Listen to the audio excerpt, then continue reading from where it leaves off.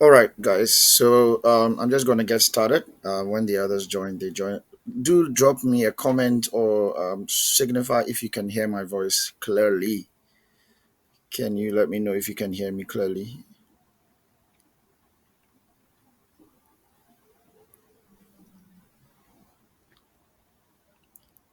Can you guys hear me? All right, great. So, welcome to the Decrypting Crypto free webinar. My name is Michael Sagoe-Nkansah, and I'm here to just give you some basics, understanding the basics of creating wealth with cryptocurrency. I'm glad that you invested the time to join on amongst all those who registered for today's class and yesterday. This guy up here, Warren Buffett, says never invest in a business that you can't understand, right? So if you are going to get into a business, if you're going to put your money into something, whatever it is, you should never ever try to do that for something that you can't understand. So I do commend you guys for at least investing the time to learn and understand this space if you consider ever creating some wealth out of this. So the guy you see on your screen here is Jeremy Da Vinci, and about 9 years ago, he made a post on YouTube, and he was actually pleading with people that guys, please invest at just $1, just buy $1 worth of Bitcoin, and that was all that the video was about. And of course, many people ignored him till they saw the price of Bitcoin soaring. And that is how Jeremy Da Vinci positioned himself. But let's check out if he was right. So, if only you had bought Bitcoin, right, if only you had bought Bitcoin in 2010, the price of Bitcoin was 9 cents. In 2010, the price of Bitcoin was 9 cents, and that quickly grew in value to about 13 in October of 2012, and then it kept going up and up and spiking down, up and down, up and down, till it hit its all-time high in 2021. November 2021, it hit an all-time high of $68,991. $68,991. So that was in 2021. And currently, Bitcoin is trading at somewhere between 22 to $25,000. Okay, so of course, Jeremy Da Vinci did put in some good investment, and he is enjoying the fruit of his investment clearly. Okay, so my question to you is: did you ever have $1 of $1 in 2014? Probably the answer is yes. However, you didn't know what to put your money. Well, let's get away from 2014, 2013, and let's get closer to the 2020s. So in this year, 2021, people who had put in just $100 a year before into this token you see on your screen called Shiba Inu token, they literally converted that $100 investment into a $53 million portfolio. And that was how well this token really did. And it's crazy, I know, but that is a reality, and that's what Shiba Inu did for people who got in early. All right. So my question once again is: do you ever have $100 in your account between 2020 and 2021? I bet the answer is yes. How much would that have cost in Ghana? That would have been about 600 Ghana cities in 2020. Right. So my other question to you is: have you ever been scammed before? Have you ever been scammed before? If you've been scammed before, drop me something in the comments. Let me know. If you have ever been scammed before. We all have. Over 6 years ago, I got scammed, and it was exactly in this space because I did not invest the appropriate time and the investment, the money to learn what crypto really, really was and how to really, really do this thing for myself. So obviously, I gave my money to somebody and I lost out by getting scammed. All right. So let's really understand what this whole space is about. The internet has gone through three phases so far.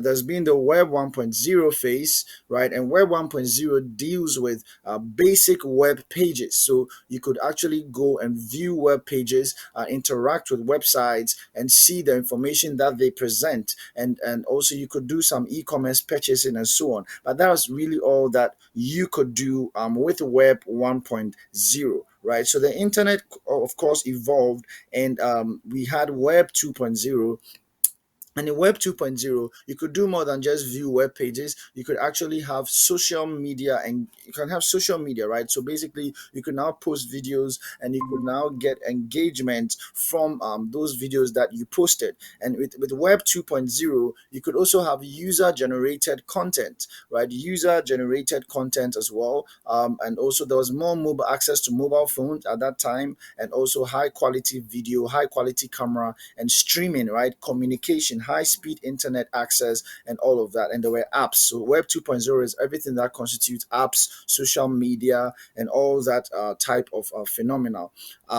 Okay, and then we quickly moved from Web 2.0 to Web 3.0. So we are currently going into Web 3.0. We're actually in Web 3.0, and it's constantly developing and growing. And in the Web 3.0 era, if you look at this diagram, you can look at what Web 1.0 involved. So Web 1.0 was more of read only, right? You could not interact with information online, but you could read information, you could check out information. And then Web 2.0, we said, was more participatory. So people, users could post videos, could actually interact, could have some engagement with apps, right? Use certain types of apps to achieve so many things and utilize certain services. And Web 3.0 was decentralized. So Web 2.0 means that there were big tech companies behind all these applications, like what we have: Facebook, the Microsofts, the Instagrams, and all these apps, Snapchat. These are big tech companies running behind the scenes to control the system. However, this is different from Web 3.0. Web 3.0, of course, there are teams that create these decentralized applications. However, they do not control, like, there's no particular offline business that is running behind the scene per se, right? It's something that is created on the blockchain technology, and it's created to run on its own, right? And it also can make money for the users themselves on the blockchain. So everything is more digitalized when it comes to the Web 3.0 era, in terms of the monetization,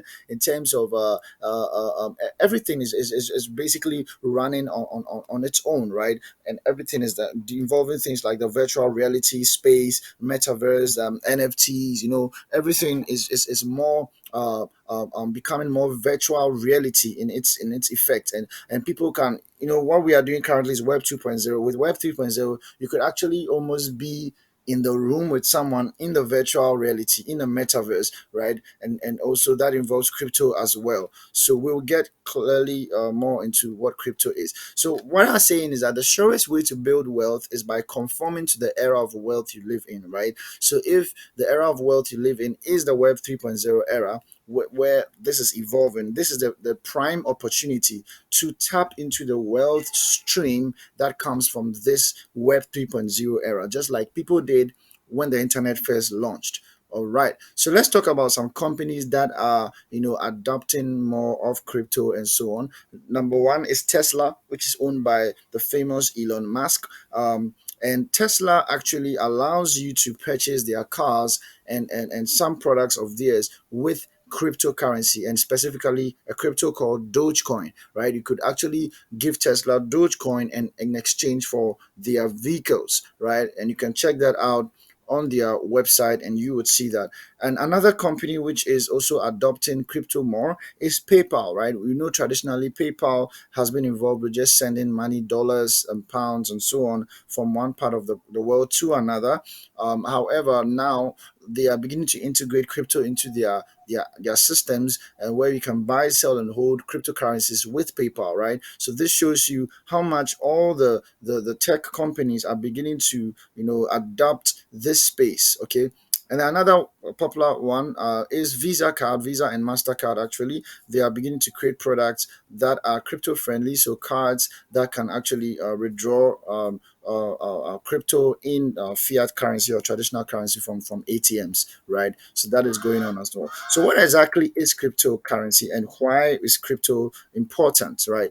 Okay, so crypto deals with two words. Okay, we have crypto and currency. Okay, crypto and currency. The word crypto deals with something which is hidden, something which is secret, something which is coded, right? Cryptic, right? Cryptocurrency. And then currency, of course, is a means of exchange of value. So crypto is basically built on what a type of technology we call blockchain technology. So these are blocks of codes, blocks of codes, which are used to represent transactions that have taken place in the blockchain technology. So basically, what I'm saying is that it's a public digital ledger where every transaction, every withdrawal, every deposit, every transfer is recorded for public viewing, right? Without the need of a central entity like a bank. So the technology itself is going to approve and validate every transaction that takes place without necessarily having a middleman, any banker, any human being involved in between, right? So it's a peer to peer type of service, and that makes things really, really easy for a lot of people. And here's why. These are some of the benefits of the cryptocurrency space. Number one, we've got free faster transactions. Faster transactions. So faster transactions means that with crypto, you can send millions of dollars to another part of the world without having to go through a central entity and delaying all kinds of things. For example, if you wanted to send about $500,000 today on a weekend, you would have to wait. You'd have to wait. In Ghana, tomorrow is also a holiday. You're gonna wait again, and before from maybe Tuesday, then your transaction is going to be processed, right? However, with crypto, within 5 minutes, you can send a lot of money to somebody in another part of the world, and it's not going to go through any. It doesn't need any banker to do anything. Everything is verified on the blockchain technology, and it arrives safely in the person's wallet address with even huge transactions. So that's one benefit: faster transactions and all of that. And the second benefit, of course, is decentralized. So which means the government cannot control it, the banks cannot control it, right? And this is important because we are getting into a global crisis where you're going to see more banks trying to control people's money, and people may not be able to access their money like it's happening in Lebanon. It happened a bit in Nigeria. There are situations where in Ghana the banks collapsed and all of those things. That cannot happen in crypto because you have access to your own money, and no government can control it. No haircut can affect your money like it's going on in Ghana, right? They can't touch your pension funds, whatever it is. The crypto space is decentralized, so the user is actually in control of his money, and that is the benefit of crypto. Another thing is that you cannot have inflation tactics that are played out in crypto because in the normal traditional currencies, the government can print money. The government can constantly print money, like it was done in the US during the COVID relief period. The US government printed trillions or billions to trillions of dollars just to give people money. And what happens is that when there's increased supply and less demand, then the value of that particular currency dwindles, right? So with a lot more dollars in the system, a lot more supply of Ghana cedi and the same demand level, is going to decrease the value of the cedi. So and that doesn't happen with crypto because, for example, Bitcoin, there are only 21 million Bitcoins that will ever be in existence. Only 21 million. So you cannot have 22 million, 21 million plus one, never.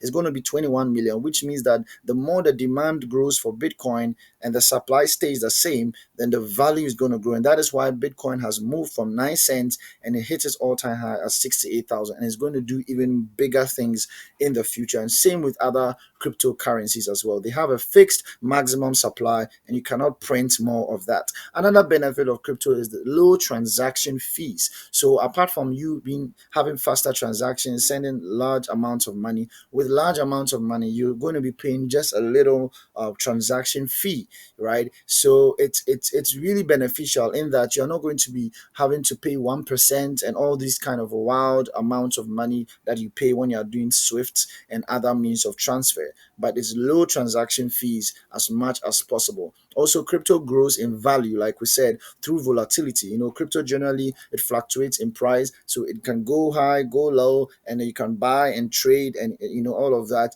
and you can make good money. So, what is the story of cryptocurrency?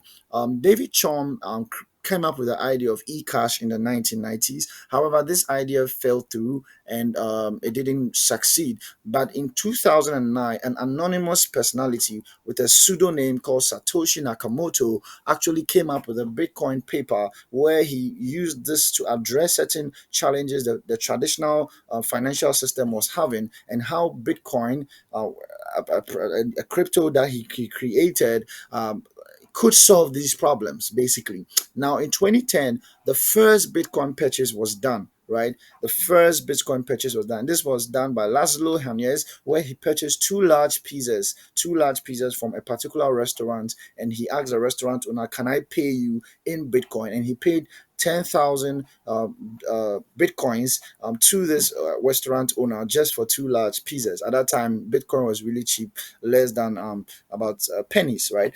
Pennies. And I'm sure he regrets doing that because now he could have been worth billions of dollars.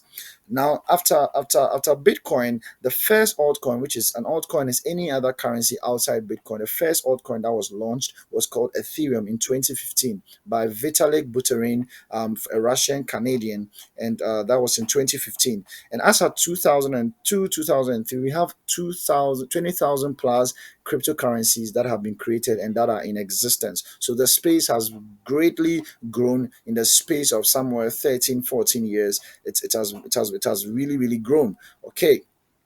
So, what are the types of cryptocurrencies? Well, I've gone over that.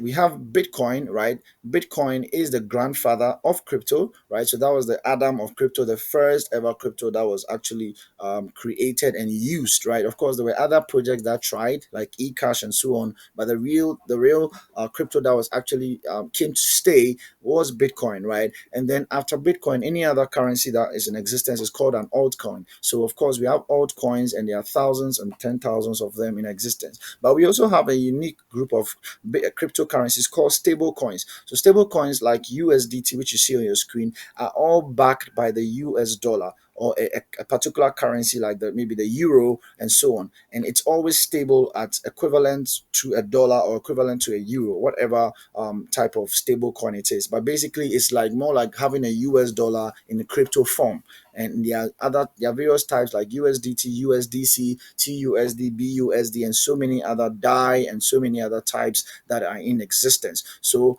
we have Bitcoin, altcoins, and stable coins. All right. So is crypto safe, and how exactly do you store it? Okay. So crypto is safe generally because no one controls the blockchain. The blockchain technology is decentralized, so it is a technology. However, of course, there are risks, and depending on the kind of crypto that you purchase, and that is why you need more information, more understanding before you delve into this space. But how do you store your crypto? There are two ways: cold wallets and hot wallets. So when we talk of cold wallets look like this. They are offline, so it's more like a device, a storage device that you move your crypto onto that device and you can store it physically. You can hold it in your hand physically, and you can interact. You can actually view it by connecting to your laptop. It looks like a pen drive sort of thing, and that is the cold wallet for you, right? And then the most popular one is the hot wallet. So hot wallets are digital wallets. You can have it in the form of an app on your phone. One example is MetaMask, another is Trust Wallet,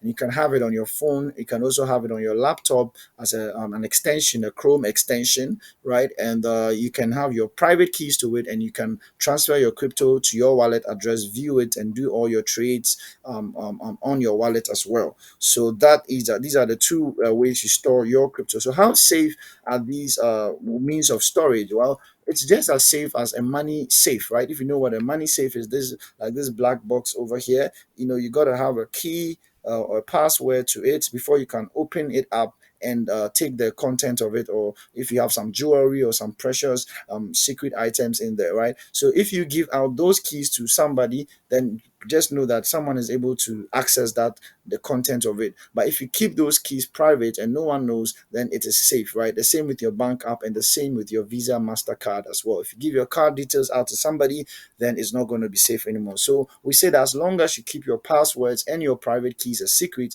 then your crypto is safe, right? That's safe on your wallet. Okay. So how do you create wealth with crypto?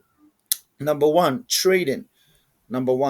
So what we talk about trading, we are dealing with you buying low and selling high. You buying low and selling high. So it's just like any business. You buy goods at a cheaper price and you sell it for a profit. So that is what trading means. So with crypto, you are going to be buying crypto at a lower price, and when it increases in value, just like the Bitcoin, it starts at it started at 9 cents. People bought could buy plenty at that time because it was cheap, and then it grew in value, so they made more money. They sold it, right? But trading can also be very, very fast because trading can occur on a daily basis. You can trade within 24 hours, which means that in 24 hours, you invest in a particular token, and then the value grows in 24 hours, 10%, 15%, and you sell it off and make 15% profit. Okay, so that is trading. Another approach to making money in crypto is an investment approach, which is a bit of mid-term to long-term type of approach.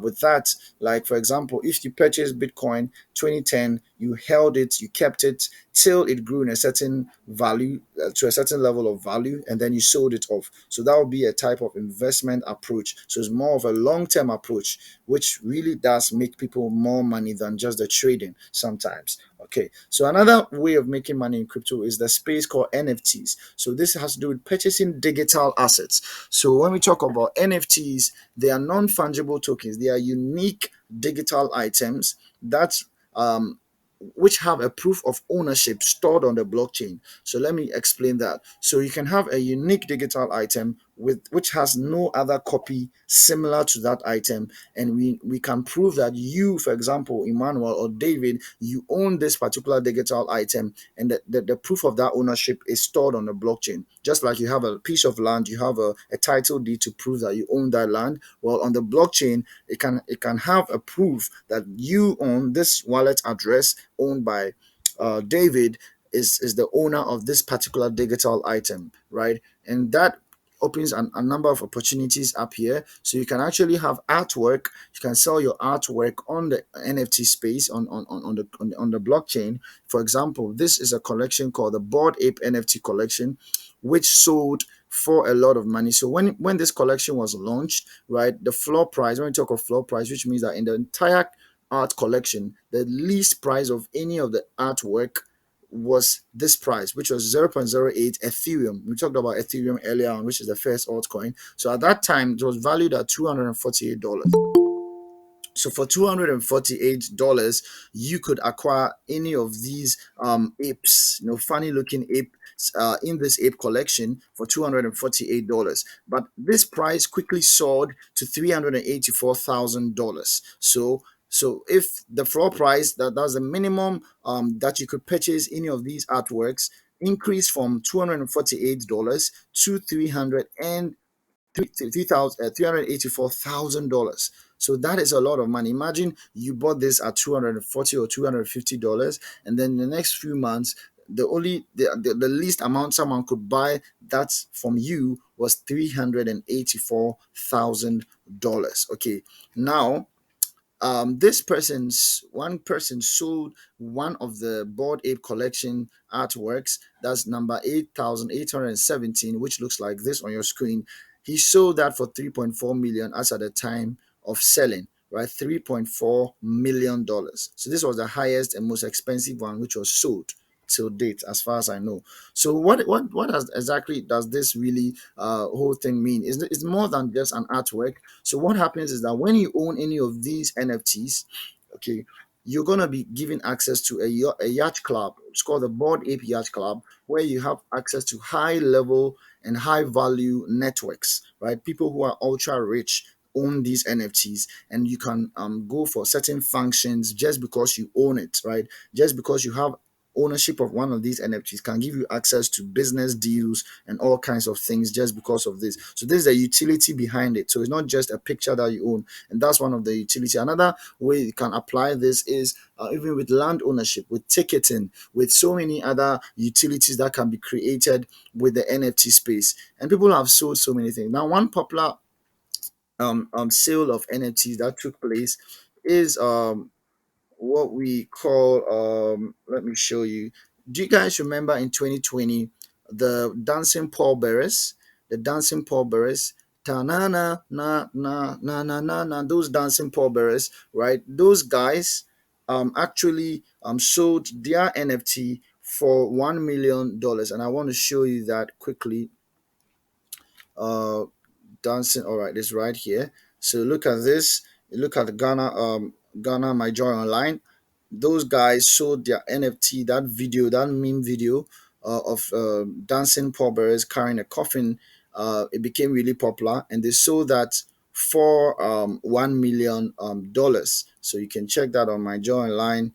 That was yet last year, and they actually donated some of that money to Ukraine. Oh, this is taking a bit, but this is it. So you can see Ghana's Paul Bearers sell meme NFT for $1 million 2 years after going viral. So when that thing got viral, they were able to cash out and sell that for some good amount of money.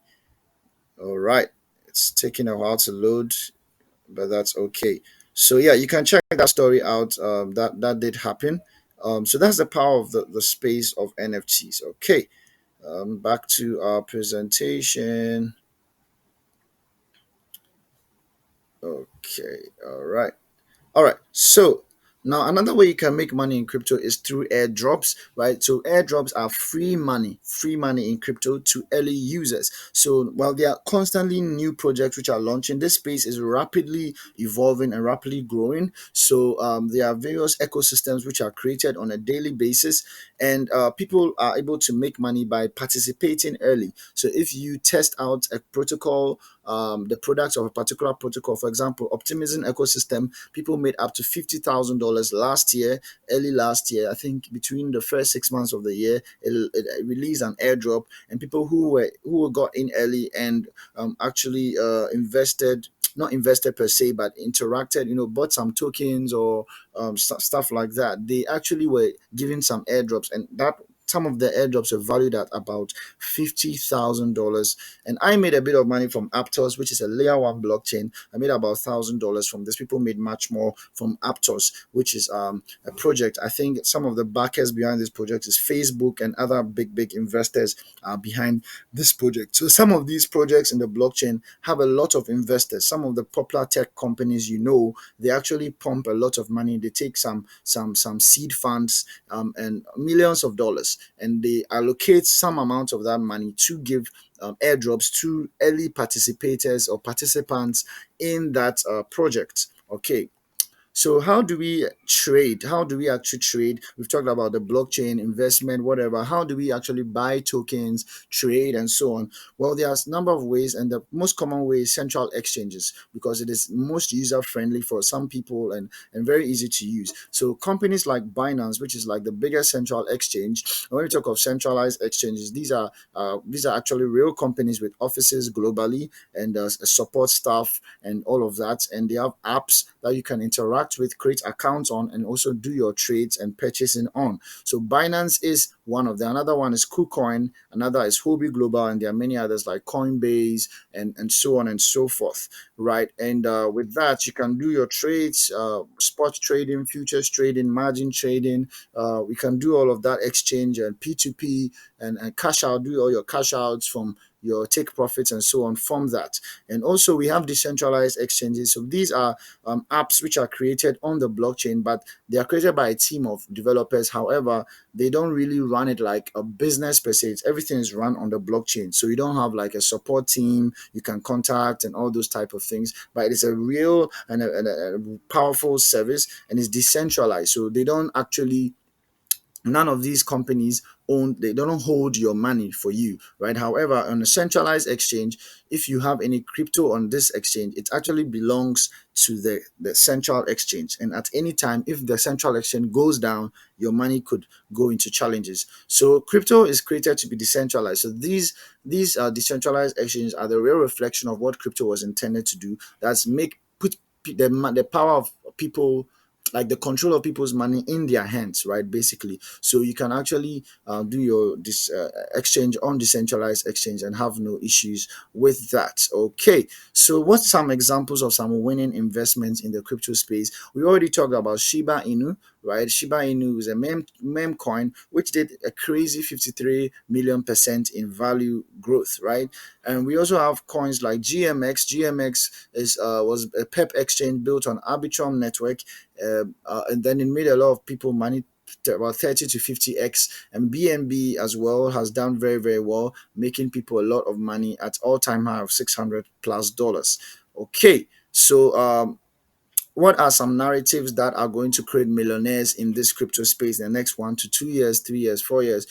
These are some of them, not limited to just these, but these are some: the metaverse, right? The DeFi space, which is decentralized finance, the decentralized exchanges space, meme coins like Shiba Inu, which did well, the other meme coins which are going to do well, and also artificial intelligence projects. These are going to create a lot of wealth because within the next 1 to 2 years, a lot of investment is going to go into these, and people are going to cash out, and people are already cashing out from this.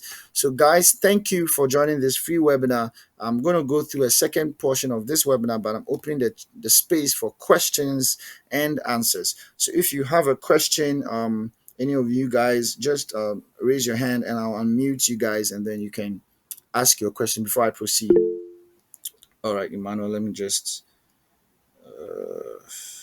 So, please, Emmanuel, you can unmute yourself and ask your question. All right, Michael, thank you so much. Welcome, Emmanuel.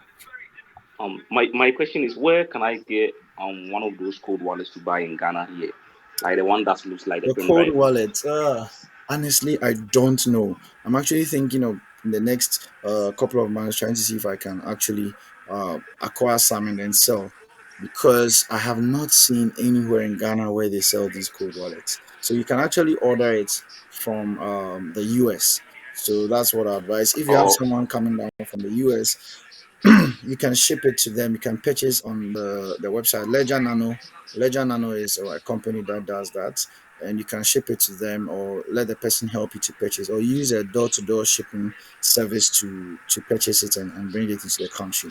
But at the moment, it's possible someone might be selling it, but I've checked online. I've never ever come across that. You can also, I'm sure, if you order from Amazon as well, you'll be able to get your okay, sir. on that. Yeah, so All right, sir. in Ghana, I've never seen anyone, yeah, use any of that. Yeah, Okay, sir. Thank you, sir. welcome. Any more questions? My second question is, so with in regards to what you said about the centralized exchanges, like Mm-hmm. I heard there was this exchange called FTM or something which FTX, collapsed. FTX. Yeah, FTS, and yeah, people lost their money. So Mm-hmm. will you advise us to save our investments in the hot water, the wallets like Trust Wallet or Yeah, MetaMask? yeah, yeah, yeah. Right. Yeah, you should not never ever store your crypto on an exchange, even if the exchange is doing well, like Binance or any of them. Exchanges are exactly what they are. They are exchanges, so you can Mm-hmm. exchange your money for crypto, and then immediately transfer that crypto to Trust, what do you call Trust Wallet or MetaMask or any of the hot wallets. Or if you have a cold wallet, keep that there. But if you want to Okay, sir. trade, for example, you are trading, you want to do some trades, right, and quickly cash out. Trades are done on a day-to-day basis, so maybe you want to buy tokens and then sell off for profit and all of that. Of course, it only makes sense to have the money over there, but as soon as you cash out immediately, you got to move your money, and then that's why it's always better to approach long-term investment sometimes, because I'm sure some people Mm-hmm. have their money on the FTX because they were actually trading. They were actually trading, and they were not really doing long term, but they were trading. But it just happened that things happen so fast, and they kept their money there. So if you're not, let's say you have within a week, you're not using your USDT or whatever you have on the exchange, just move it to a hot wallet. Just move it to a digital wallet or a cold wallet, and then when you are actually ready to trade, then you move the money back. That's as simple as that. But you never Yes. want to store your money on an exchange, because Yes, sir. yeah, yeah. Welcome. Thank you, sir. All right, Okay. welcome. Okay, so I'm gonna proceed. So guys, I've given you the free stuff. This is not the first webinar we are doing. We do almost every week. We do a number of them, and I've given you the free stuff. But there's so much more. Of course, there's the crypto space is a lot. I took about 2 years to actually learn a lot of the things that I currently know. So I have a course basically, and there are a lot of things that you're gonna get from it that, of course, you cannot get in a free webinar. For example, how exactly do you know if a coin is going to do well? what exactly are you supposed to look at? And that's what we do with fundamental analysis, right? For fundamental analysis is going to open your mind to how to research on tokens and really know how well they are going to do. And with altcoin tokenomics, you're going to understand that the tokenomics of altcoins. Breaking that down is really important to know how well your investment or your purchase is going to really, really do. So these things are very, very, really, really important if you want to really make money in this space, because there are about ten thousands upon ten thousands of tokens, right? Some are scams, some are genuine. How do you analyze all of these things? How do you sift through all of that and know what is really going to do? So that is valued at about $10,000 worth in value, because getting this understanding can literally transform your income just by knowing the exact projects to put your money. It might not be much money, but little money can make you a lot if you get in early, right? So being able to get in early is really, really critical, right? Like Shiba Inu, people got in early with just a few bucks and they made money. Now, another thing you're going to get from the full course is practicals in basic crypto trading on decentralized and centralized exchanges for and that is valued at about $500. Just getting that understanding how to do that basic crypto trading for beginners, literally, not the more risky ones, but the ones that will gradually help you to build your portfolio over time before you can now have enough capital to try a bit more risky ones, right? So another thing you're going to get with getting this focus, a community. So I have a community that is growing, and we give alerts on airdrops. We talked about free money in crypto. I told you that people made about 50,000 in optimism. I made about $1,000 in aptos. They are constantly, they are new what do you call it, airdrop opportunities that are coming out this year. People have already started making money with airdrops, free money in crypto. You're definitely going to get alerts on that, and also potential winning investments for you to do your own research and decide to invest. So with that community, because you can never be isolated in this industry, you don't know everything. There's so much, too much information to be isolated. So with this community, you're going to get good information that can actually help you if you take your position, and that is worth our $5,000. Also, lifetime access to the course where you can go over the videos step by step, replay them, and have a firm grip on it, and also the updates. So constantly new things are being learned by myself, and there are new approaches to things. Of course, I'm going to update the course, and you're going to be able to have access to those updates as well. So total value of everything is about $15,500, because this money is big money space, right? This is big money space we are dealing with. But of course, I'm not going to charge you that. But let's look at some some feedbacks from some of my students. This is one from a lady in South Africa who purchased. It's value for money, she said, and she's been helped. And this is a UK purchaser who said she sees it's really self-explanatory. She's been able to go through the guide on Binance and so on. And one guy from Ghana who purchased this, and is going on well. The insight is great. And so I'm just charging you $55 only for this. It is 0.35% of the value of what you're getting. And then in Ghana, that is about 600 Ghana cities. Of course, it's more than 600, but I've just pegged it at that amount. And on Nigeria and the UK and South Africa as well. But because you guys got onto this webinar, I'm giving you 10% off. So it comes down to about 540 Ghana cities. So guys, if you value what you're going to get, I've gone over that, you definitely want to get in here and purchase this and get full access to everything that they're going to learn and the community. And we're going to be doing also Zoom calls. We do Zoom calls every now and then to go over the stuff to perfect everything that we're learning. And then we master it. Guys, between the next 1 to 2 years, this space is going to create a lot of millionaires, because there's what we call the bull run, which is coming in 2024 to 2025. So you really, really getting that support that I didn't get that, but you getting that support to really master this space as quickly as possible and take position in the right projects would really help you, because very soon some of them will be too expensive for you to get in, and you will be priced out. So this is an opportunity for you to actually learn. And like we say, things that are really, really going to help people is always the minority that literally get in, the 1%